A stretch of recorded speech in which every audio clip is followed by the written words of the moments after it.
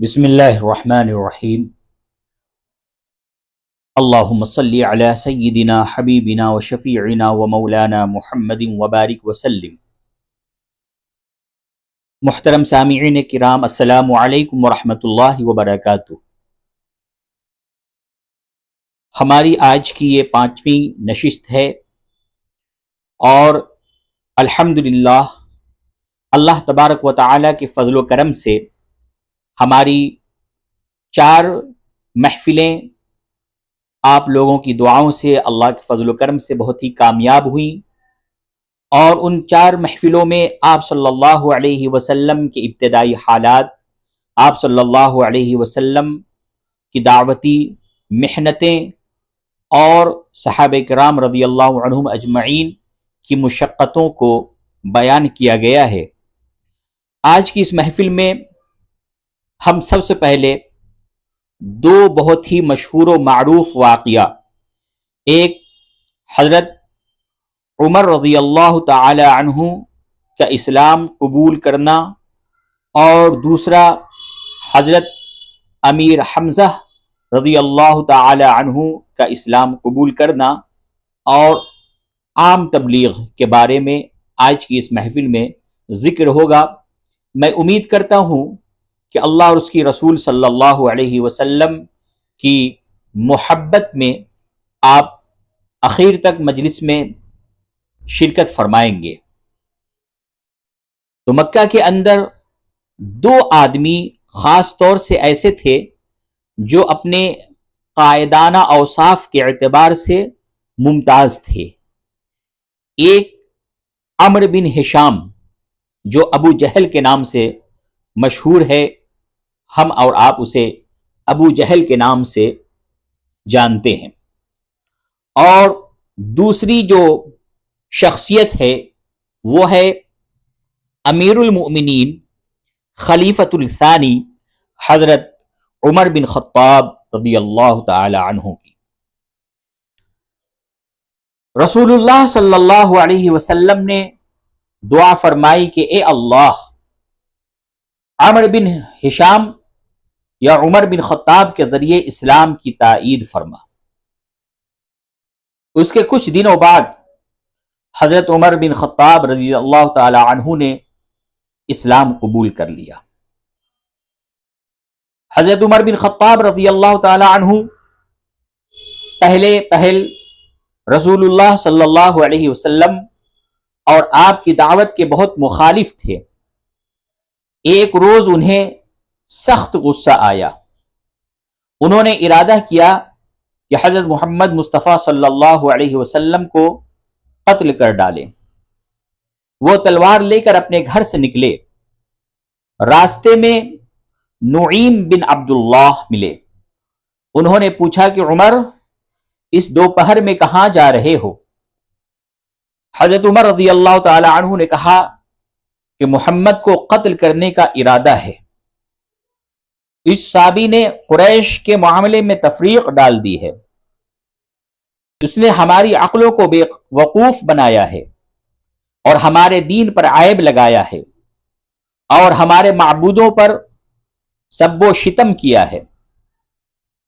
نعیم نے کہا کہ اے عمر، خدا کی قسم تمہارے نفس نے تم کو دھوکے میں ڈال رکھا ہے۔ کیا تم سمجھتے ہو کہ تم محمد صلی اللہ علیہ وسلم کو قتل کر ڈالو گے اور بنو عبد مناف تم کو چھوڑ دیں گے کہ تم زمین پر چلتے پھرتے رہو؟ پھر انہوں نے کہا کہ محمد صلی اللہ علیہ وسلم سے پہلے تم اپنے گھر کی خبر لو۔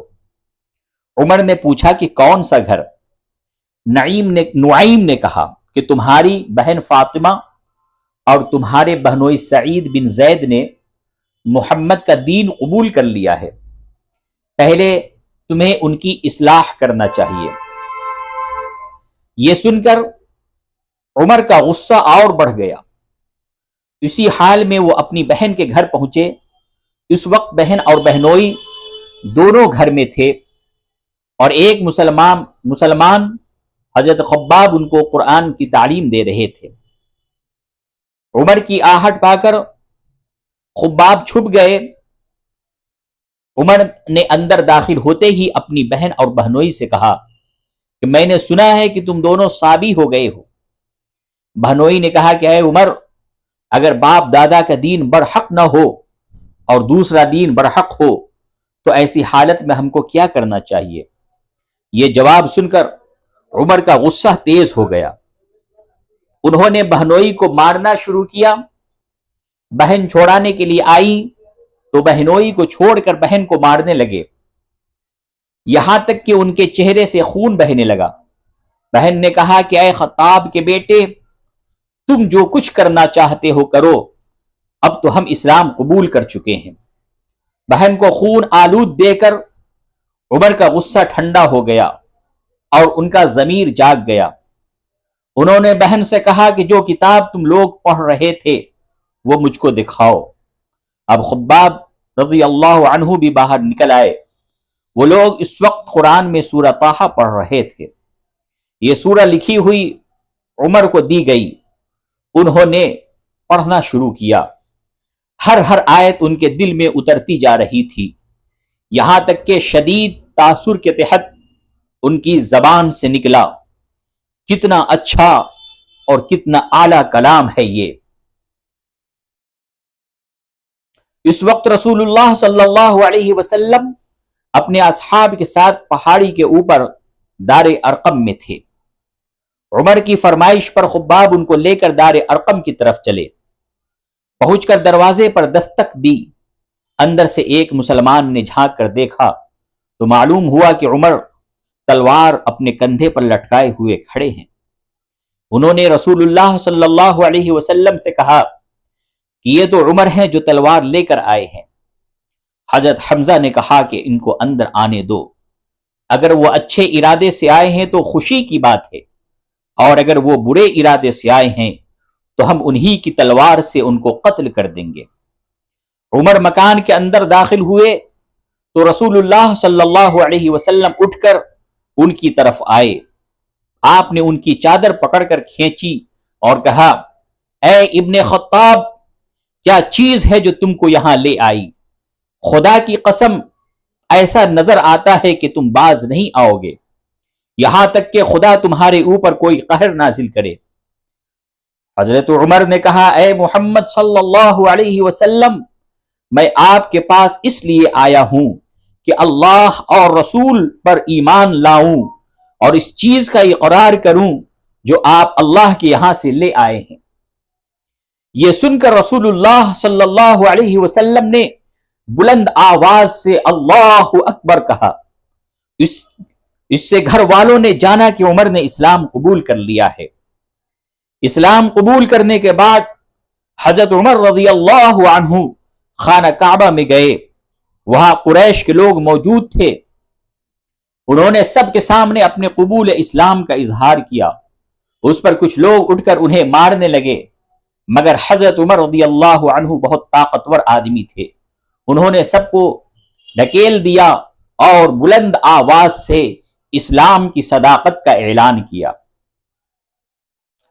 اسی طریقے سے حضرت حمزہ بن عبد المطلب رسول اللہ صلی اللہ علیہ وسلم کے چچا تھے اور رضاعی بھائی یعنی دودھ شریک بھائی بھی تھے۔ وہ نبوت کے 6 سال ایمان لائے۔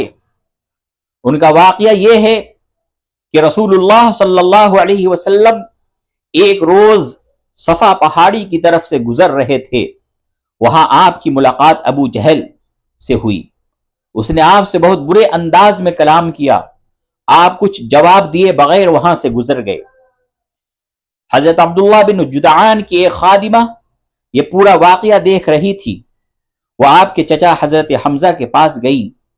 اس نے ان سے کہا کہ اے ابو عمارہ، کاش تم اس وقت موجود ہوتے جب ابو جہل نے تمہارے بھتیجے کو گالی دے رہا اور ان کو تکلیف پہنچا رہا تھا۔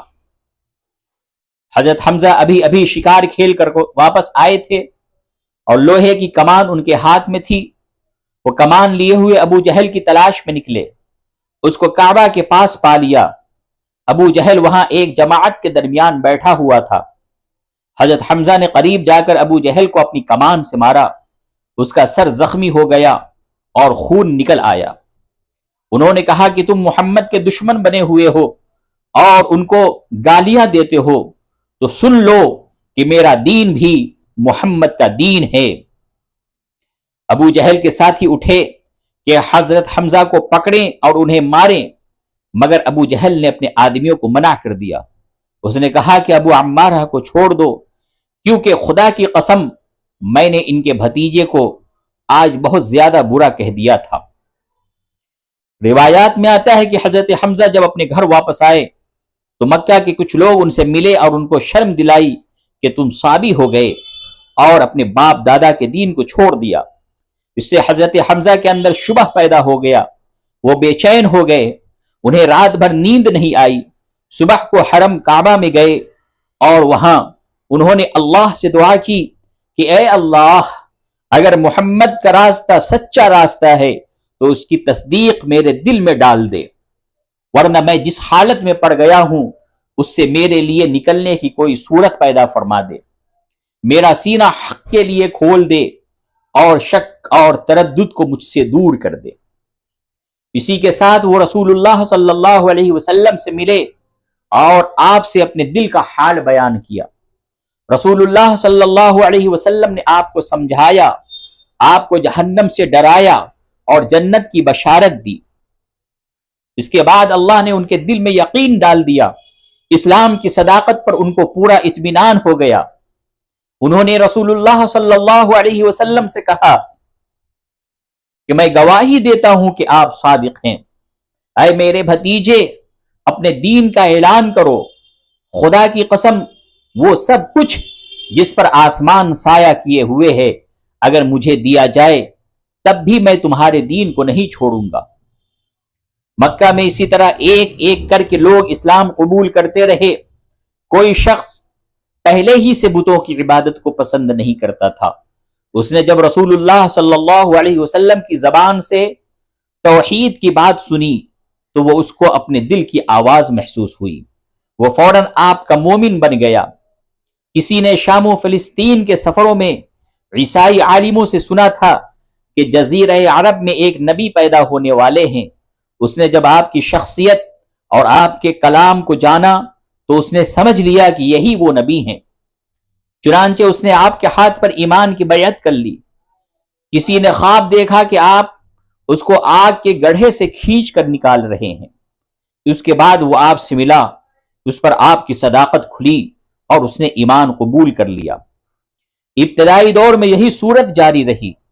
مختلف اسباب کے تحت لوگ آپ کی طرف متوجہ ہوتے۔ تحقیق کے بعد جب آپ آدمی کا دل گواہی دیتا کہ واقعی آپ خدا کے بھیجے ہوئے رسول ہیں تو وہ آپ پر ایمان لا کر آپ کا ساتھی بن جاتا۔ اس طرح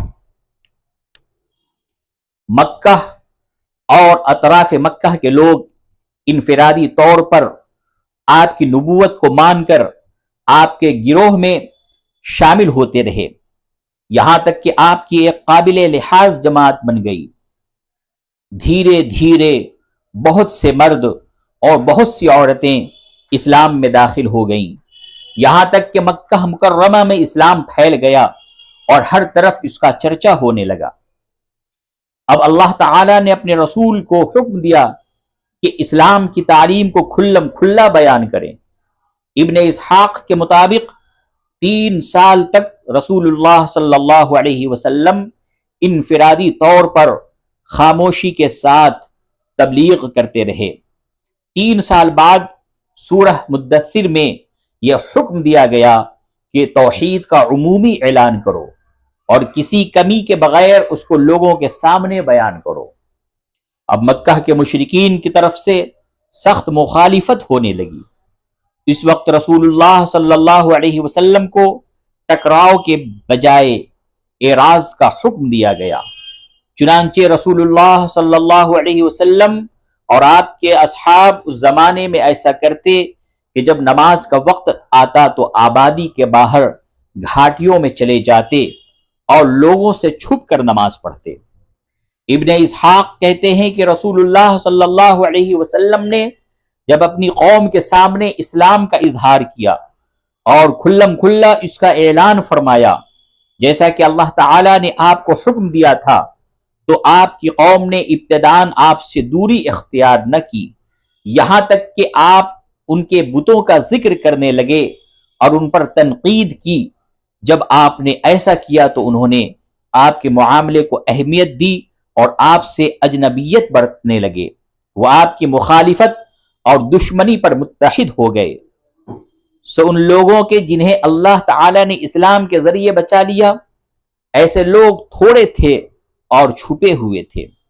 آپ کے چچا ابو طالب اگرچہ آپ پر ایمان نہیں لائے تھے، مگر اس موقع پر انہوں نے آپ کا پورا ساتھ دیا